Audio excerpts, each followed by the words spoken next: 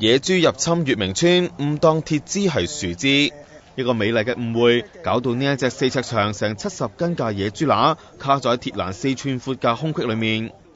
原來尋日朝早7點，野豬闖落山，走到嚟月明村。哇！咁多人嘅，好驚啊！哇！好大隻野豬衝過嚟啊！小心喂！好驚啊！走啊！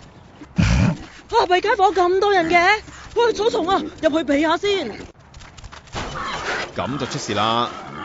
佢覺得嗰啲窿咧佢係山嗰啲人啲樹林啊啲地方嚟嘅，因為佢係捐樹林啊捐山咁去捐山啲草林佢覺得可能係樹罅嚟嘅，佢可以捐得過去嘅。